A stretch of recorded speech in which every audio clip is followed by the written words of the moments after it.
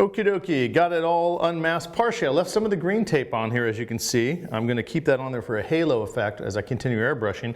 And I already peeled off the spray gunner, so you see the silver coming through, and you can see all of that speckly and stuff. It has that extra cool look to it, like it's aged industrial look, and that's exactly what Artem wanted. The color is almost perfect down to Artem's candy color right there, and looks good on this piece as well, that little piece there and that. Now, if you start wondering what this is, I decided I really like that halo effect and I like that contrast, and if I do everything freehand but only have just the spray gunner masked, it'll have a kind of a weird look to it. It's like making a clean spot on a car. You have to clean the whole dang car. So what I'm doing is I'm actually taking that whole masking technique, and it's called the sequential masking, where I lay out a set of tape that I will unmask sequentially, and I'm not doing a whole lot of sequences here. I'm only doing really one, but I did a border here I'm going to keep, so I'm going to do all freehanding in here, and then I'll unmask these borders, and then you see the way I have this one, I'm keeping those there, so we'll have an 1/8 of an inch of clean silver border. I went and did this already with this blue tape. Now, I initially laid out this in green 1/8 inch because it turned a corner cleaner. Then I came in and did the blue on the outside. Now, I'm going to do all this freehand airbrushing in here, and then remove all this tape. It'll give it another sense of depth, and it'll give it that masked look throughout every single piece. And you can see how these pieces match up. Like this one goes here, like this. See? So I continued that line up into the next piece. Same thing with the front. You always have to think, you know, either if in this situation it's very simple, the only part that ever touches this is these. On a full motorcycle, sometimes I will set things up on the bike to lay out in a certain way and then pull them off. And we go, every time we do a graphic, we'll pull it off, put it back on. Some people set up jigs to hold things in the right position. I love bikes that aren't that close together. Like Harley, you have a fender and a tank, you can do it on your own. But some of these cafe bikes where things with a lot of plastics on them, you've got to have them jigged up, or at least know where they are to lay the graphics out correctly. So I'm going to go ahead and lay this design. Remember, I used this 1/8 of an inch to lay the design out first. I'll put this right here so you guys see it a little bit better. And I'm going to come in. I want to mimic this, not exactly. I'm going to make it a little bit asymmetrical. I'm going to make this probably a little bit shorter. So I just want to keep it fairly consistent with what I did on the other side. And then I'm going to come along here. And I'll probably kill this though early. I'll kill it right here, whereas that one went all the way up to the end. I'm going to kill this one right here, radius it, and the 1/8 of an inch turns the radius much better than that blue tape does. All this is FBS. It's FBS green vinyl. A little bit more sticky. The blue tape, which is this, they make it all through an 1/8 inch. It's a little bit less sticky. And then there's La Rouge, which is the red version of the vinyl, and it's even less stickier. So that's how those go. And then I will come in with that blue right here. And I come right up to the green. And the green will turn that corner on the inside cleaner, but the blue will turn the outside edge clean, but not the inside edge. See how that's all bunched up and gross looking? Well, luckily, that's not what the paint's going to be touching. That the green is. Well, that's a way I would use both tapes to turn a tight inside radius and keep a clean outside radius. Then I will just come along and start right here and go along the edge. Now, I'm not worried about the outside edge. If I don't get it exactly right, it's not that big of a deal. A little bit of paint on there. The surrounding edge on this is bordered by black. Now, I come to this point here where I have a notch. I will continue all the way on and go to the other side.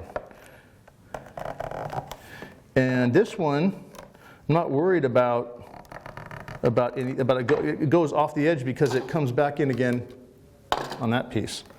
So I'll snap it and wrap it around the back. Not worried about it. Get it out of the way. This one though, I couldn't follow that edge because it wouldn't turn that tight a radius. I do another piece of blue and turn the outside radius there, and then turn the outside radius again, snap it, pull it around, and then that's nice and clean right there. I can't forget this area back here. I'm mimicking both sides the way I did. I'm creating a border because I want all this artwork will be bordered by the lighter colored silver, which I'll still probably hit it with a little stippling to create texture. I don't want it to look completely separate. I just want it to be lighter. And again, it goes all the way off the edge because it goes into this piece right here. See? Okie doke, got all of this nice and masked off, and we got a lot of heat going on here, so I had some of the tape popping off. And that's one thing you need to get used to is, in this case I'm using some blue tape. If the heat was even worse, I would actually start using some of the green, which is a little bit more stickier. The less adhesive the tape is, the more you want to use that in a little bit of the colder weather, the cooler weather. I've got my, my candy black mixed with the jet black opaque, as well as a little bit of 4011, and that's what I'm going to be using to do my airbrush. And I'm going to come in and make sure this is still spraying good. I'm going to come in and do a really light little fade on this inside of this area. It's still spraying good. In this case, I'm going to actually come in and do a curved line. Another curved line. Just do some curved lines, and this is going to create like the illusion of a it's an indentation that's like corrugated.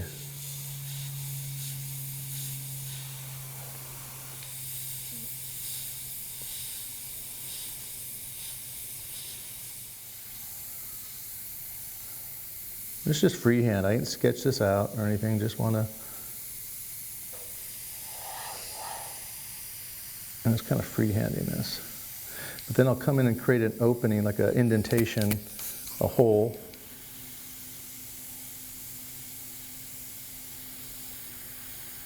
And the nice thing about the candy black is the more you layer it, the darker it gets. So you come in real light and has a soft gray look to it. You come in more and more.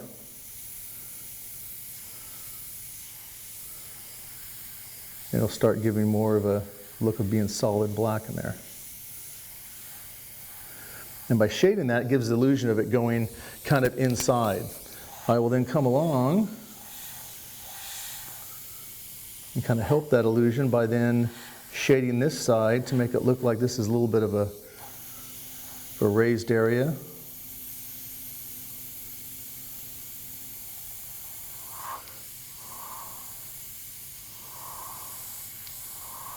I just kind of make stuff up as I go along. This one, I'm going to make this look like a little raised circular area. You see me spraying over my shoulder, just a little bit tip dry. It's like in the 90s in here. So the airbrush is spraying great, but I'm getting paint on the outside of the tip. And that's just the way it is. I could probably add some more 4011 reducer. It's an interesting aspect. With water-based paint, the hotter it gets, if you add more reducer, guess what it starts doing? It starts drying freaking faster. So it's like a catch-22. I'm loving the way it sprays. I just got to keep that tip clean. I'm going to make some little circles along here.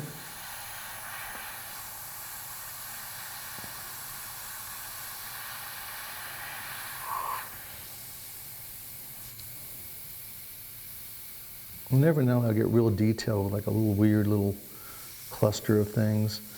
This will have a little cluster of like the conduits. Remember, like I did on that previous thing with the orange? I just add that stuff in there. And I like doing this where it's clusters of circles. It's like not liquid, but something not bubbling, but something just kind of corroded almost. Now, a lot of the stuff doesn't make sense when I'm painting it, and I'll just kind of come in real light in some areas, and maybe I'll work on it later. I want to build up some designs. I can't come in on this and create any highlights. I mean, I could, but it won't look right with the silver. It's much better to come in and just build up lightly, and then if you need to darken something, you can. So some of these areas I might completely change my mind on and just over darken, but I'm just creating an undulating surface area, trying to create depth where there is no depth. Okay, using my favorite Gerald Mendez texture stencil, the OG, the original one. Just putting a little texture here and there, just randomly.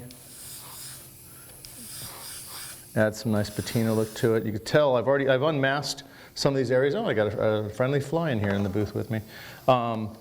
Just wanted to have an overall look to it. You don't really, with Biomechanical, you rarely, unless you got a center point going on, the only thing that really attracts your attention here would be the name, you know, spray gunner. So everything else is just kind of, your eye just kind of flows over. It has a, you know, when you say Biomechanical, you want it to be not all mechanical and not all completely organic. You want it to kind of get lost in the translation. And, yeah.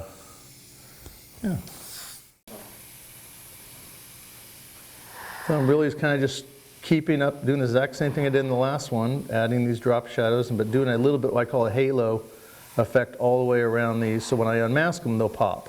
Otherwise, you don't paint around it. When you unmask it, you're not going to see any contrast. This is all about contrast.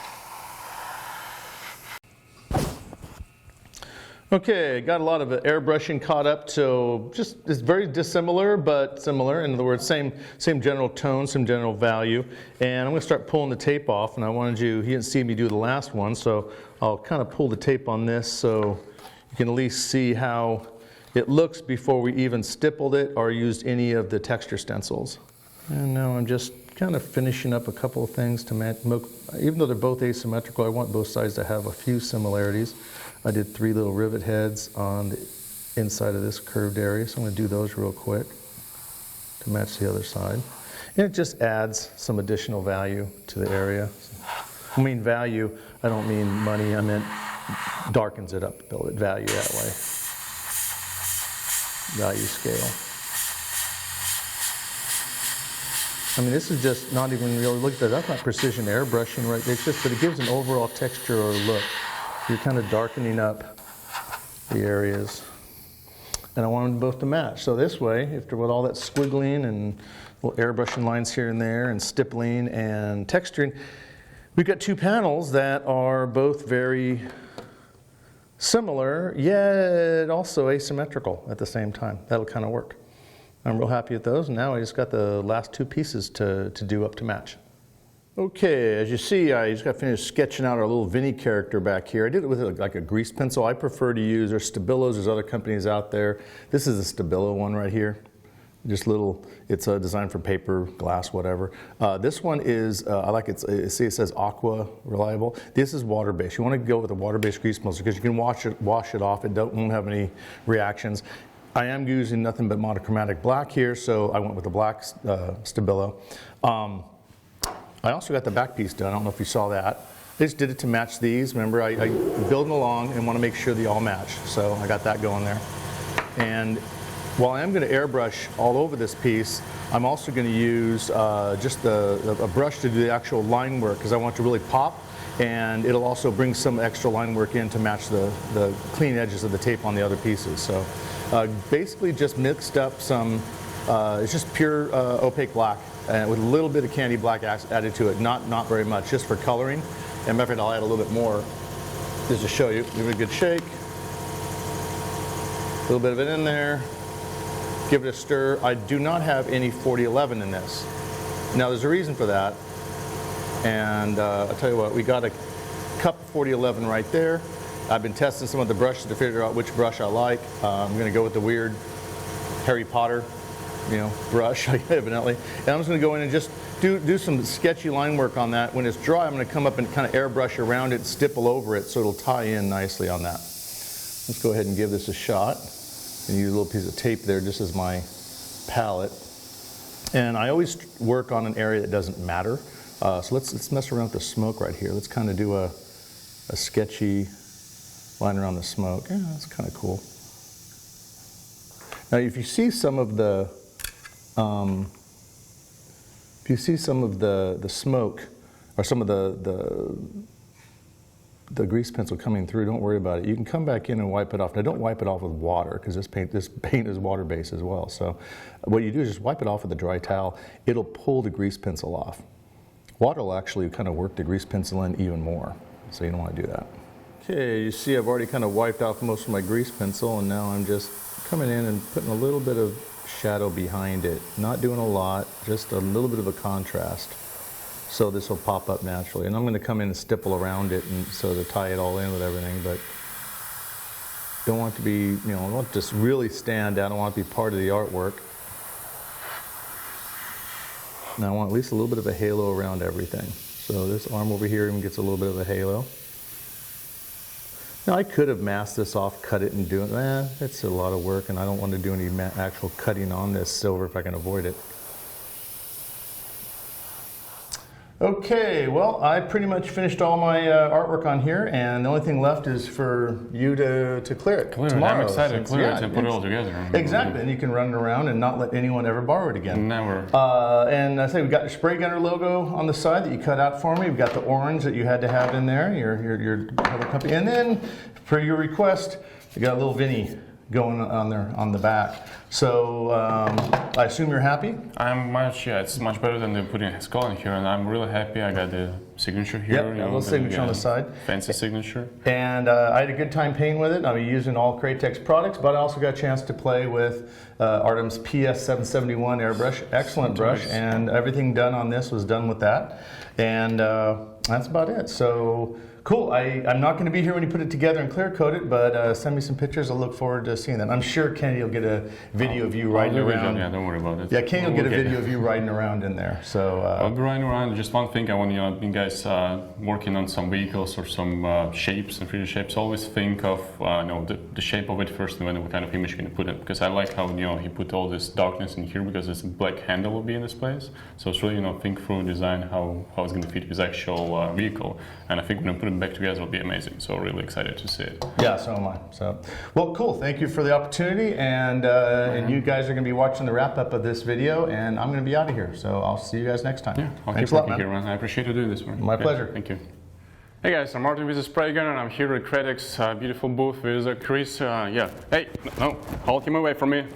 He's real aggressive here. Chris Arpin. He's normally spraying all this stuff and borrowing his guns, playing with his toys, so keep him away.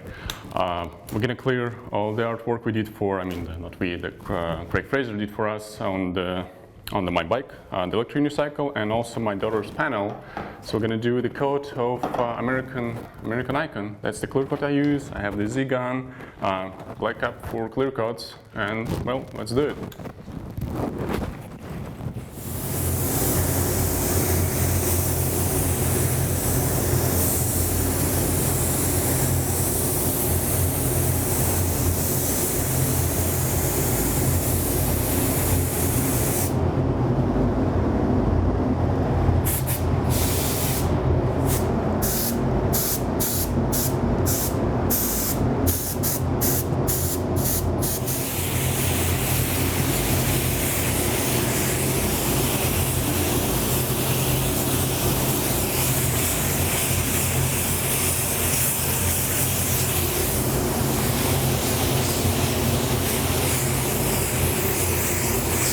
So Chris kicked me out, as you can tell, and I just want to have his opinion because I know he played with the gun, but kind of refreshing mine. So we have the American Icon clear. He just applied with the Z gun, which does our clear cap and the black cap. Yep. Yeah. So it's important changes. You can still use orange, but it's not going to be as good for a clear as this one. So. Tell us what you think. How did it? Well, like I said, I didn't let him have all the fun. I really do like this gun, and we had a chance right when you guys first came out with the base coat version. I sprayed a lot of paint through that gun and really put it through his paces. Actually, when we were doing our spray outs for our new color chart, a lot of that was done, and there was paint everywhere. So that gun really got used, and I was very impressed with the pattern. With the pressure that it atomizes at, the range of, it doesn't have a really high CFM air consumption either, which is something a lot of guys look for. You don't need a massive air compressor to power that, so that helps. And just, again, the quality of the gun, how it feels, the balance. I've used spray guns in the past that just even, it sounds crazy, but like ergonomically, if it doesn't feel balanced, if it feels front heavy or really, and it has a great feel, it's compact, it feels great in your hand, it's very lightweight, which is another thing that's important. It's a fantastic gun, and with this air cap, like Artem said, this is better suited if you're spraying candies. And clear coat for sure, because of that nice tight fan, a very small droplet size, which is exactly what you want when you're atomizing products like that, where you want to just have a mist and not a big heavy droplet. So this is a great gun at a great value point in terms of price. There's parts available. If you see, maybe you guys have seen other videos I've done where I've reviewed other guns and components. We always get questions even on our aspect.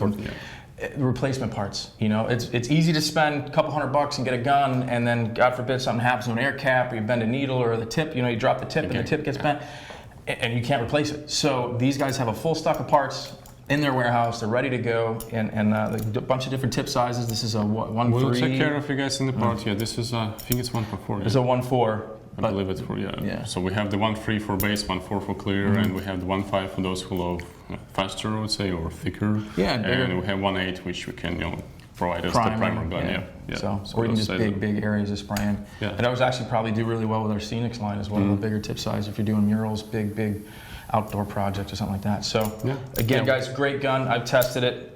I like how it sprays. It's a fantastic gun. So check them out at Spray I Gunner. appreciate feedback. Yeah, it's in Spray Gunner. So thanks for watching, guys. Thanks, Chris. We'll see you guys next time. It was a pleasure borrowing your booth and It's my some pleasure. toys. Yeah, thank you. All right, well, Ron and Johnny said, excuse me. Yes, sex sells. Welcome. Yeah, Hello. Alicia, can you step in or out and be here just for a minute? Close the door, honey.